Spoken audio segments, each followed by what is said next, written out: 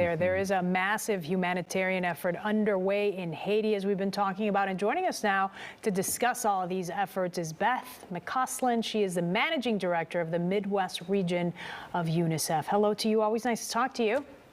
Thank you. Thank you so much for having us back to share the story. Yeah, such a difficult situation. I want you to explain to folks the role that UNICEF is playing right now in Haiti.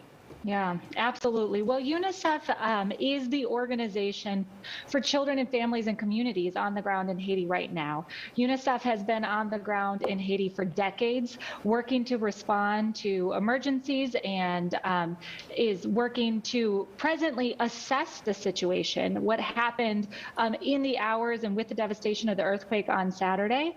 And so we have communities of volunteers, our U reporters who are youth activists who are helping us to connect and get a sense of what things look like on the ground.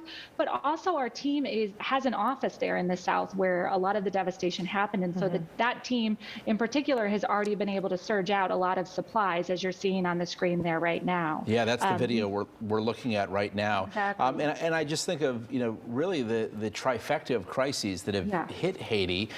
You've got obviously the assassination of their leader, you've got the earthquake, and now you have flooding rains coming in.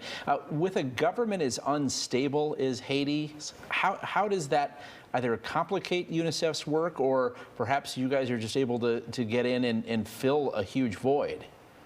Well, certainly there's a lot of layers of challenge in Haiti right now. But again, I think UNICEF's experience on the ground, not just in Haiti, but doing this work around the planet, this is what UNICEF does. We work in really challenging circumstances with a whole host of different inputs to realize results for children and their families. And so I would say, while certainly the political situation or gang violence in Haiti, or certainly tonight's storm and the devastation we've seen over the last couple of days, we've been working so hard to vaccinate people across Haiti against COVID.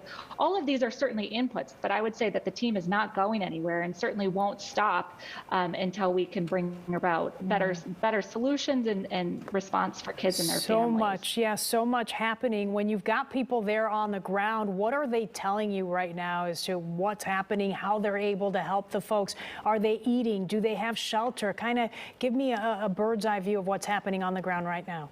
Yeah, that's exactly what we're doing right now. As I had mentioned, there's sort of two pieces to this part. One is getting to understand what things do look like on the ground.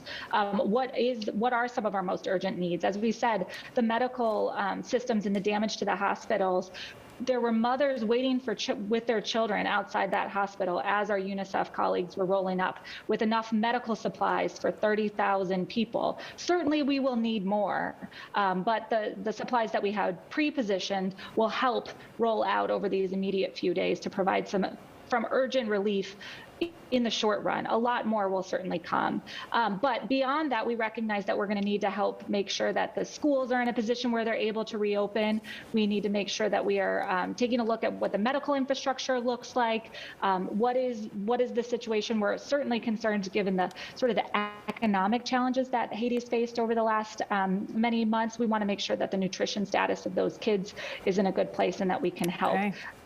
But our portfolio of work is across all of the things that matter for children. And so we'll certainly be doing the assessment with our partners on the ground, with families and communities to make sure that kids have what they need to bring life back online. Thank you so much, Beth McCausland with UNICEF. We appreciate your time.